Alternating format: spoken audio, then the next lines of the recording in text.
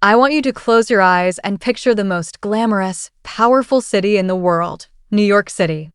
Now, imagine standing on a luxurious rooftop, high above the bustling streets of Manhattan, where millions of dreams are made and broken every second. That was my view. That was my life. I had the perfect apartment on the Upper East Side of New York City, a dazzling social circle, and a promising career. But all that glamour came with a burden. My frail, elderly mother, Eleanor, who was battling advanced dementia. I made a choice.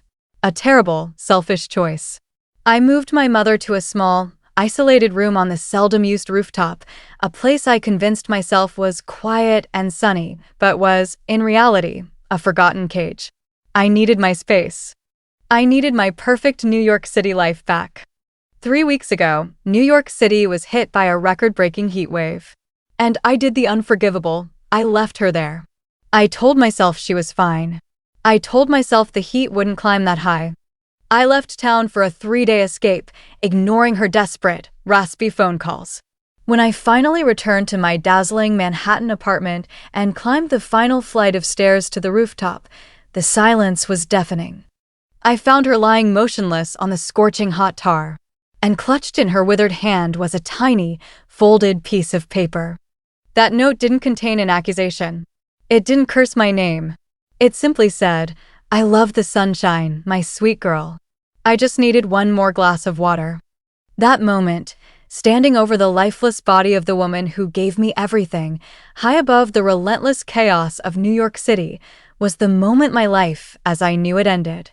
I was a monster hiding in plain sight in Manhattan. This is the story of how my search for space turned into the most shocking crime New York City has ever seen.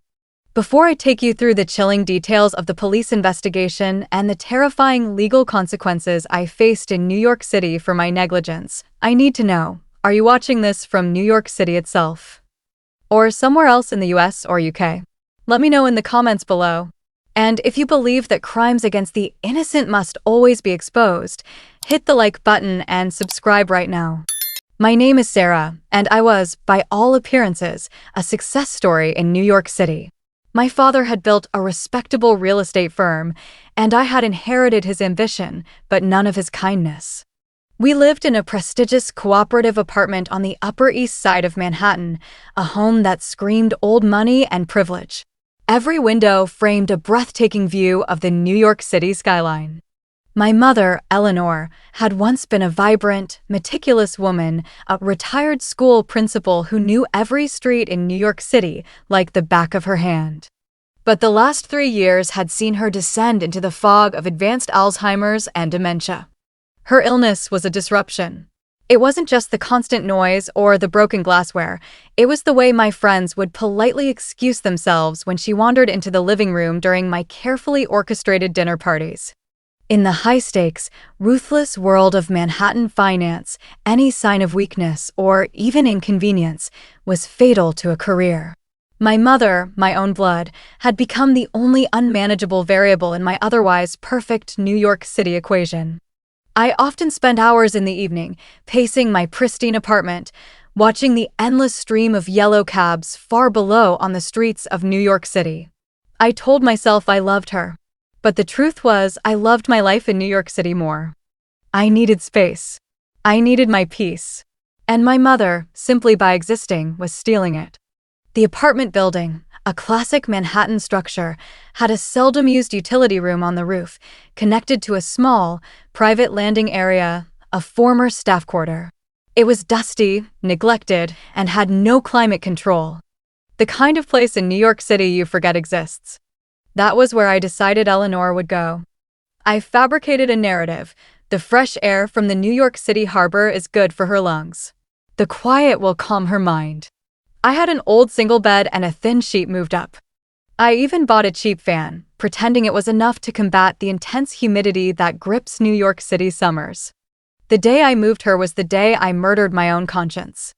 "Look, Mom," I said, my voice falsely bright, as I pointed toward the magnificent skyline of Manhattan. "Isn't it beautiful? You can see all of New York City from here." Eleanor, confused and frail, clung to my hand. "It's hot, Sarah. It's too hot. And so high." Nonsense, Mom. It's lovely. I'll be right back, I lied. That tiny, dilapidated room, high above the most expensive real estate in New York City, became her prison. My friend, Mark, who managed a property downtown, was appalled when I mentioned the arrangement in passing. Sarah, you know how hot those rooftops get in a New York City summer. That tar absorbs the heat. It's negligence. I simply cut him off. She's fine, Mark. You don't understand my situation. My fierce need for social approval in New York City completely overshadowed any moral responsibility. For 2 weeks, the routine was established.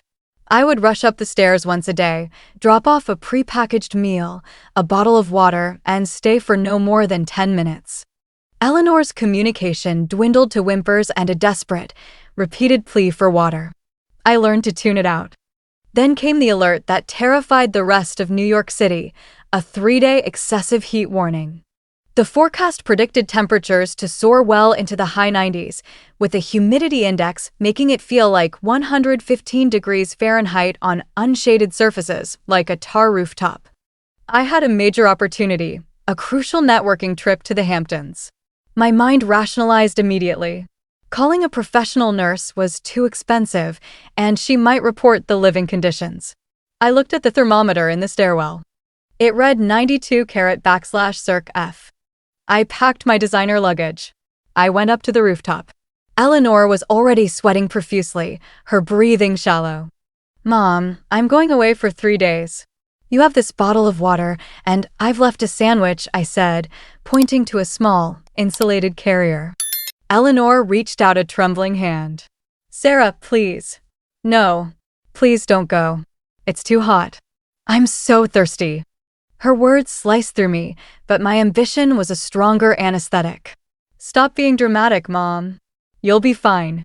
Just stay inside the room. I'll be back on Sunday. I locked the door to the stairwell access from the outside. The heavy metal latch clicked shut, echoing my absolute finality. I was now free. Free to enjoy the elite social scene outside New York City, while my mother baked slowly inside my cage. I did not call for 48 hours. I convinced myself that no news was good news. On Saturday night, I briefly checked my phone. I had 4 missed calls from an unknown number. I dismissed them as telemarketers. On Sunday evening, I returned to New York City. The city still felt like an oven. The humidity was oppressive even in my air-conditioned cab. I felt a nervous excitement about my successful trip, mixed with a dull, throbbing guilt. I rushed through my pristine apartment, hardly noticing the $10,000 painting on the wall, and went straight to the service staircase leading to the roof. I unlocked the heavy metal door. A blast of superheated air hit my face, smelling faintly of heated tar and something metallic. The room was still. The fan was running, uselessly pushing hot air. The bottle of water was empty, lying on its side. Eleanor was not in the bed. My heart hammered against my ribs. I stumbled onto the open rooftop landing. And there she was. She was lying prone, just a few feet from the locked door. Her hands were spread out on the burning tar, fingers curled as if she had been desperately scratching at the floor. Her mouth was open in a silent scream. Her eyes were closed. Her skin was a terrifying mottled red. I screamed, but the sound was thin, swallowed by the vast, uncaring silence of New York City. I knelt beside her, my expensive silk dress sticking to the melting tar. I touched her arm. It was hot, rigid, and lifeless. The brutal New York City heat had claimed her. In her right hand, she had crumpled a piece of paper. It was an old receipt from a New York City bakery we used to visit. I gently unfolded it. The pencil scribbles were faint. I loved the sunshine, my sweet girl. I just needed one more glass of water. The total lack of malice, the final act of love from the woman I had betrayed, broke the dam of my self-control. I sat on the scorching rooftop of my luxurious Manhattan home, holding my dead mother, and wept, not for her death, but for the monstrous person I had become. I called 911. My story was ready, a sudden accident. I had just returned to New York City. I didn't know the heat was so bad. The NYPD and the medical examiner arrived rapidly at my exclusive Upper East Side address. Detective Ramirez, a woman with tired eyes, led the investigation. She didn't bite my act.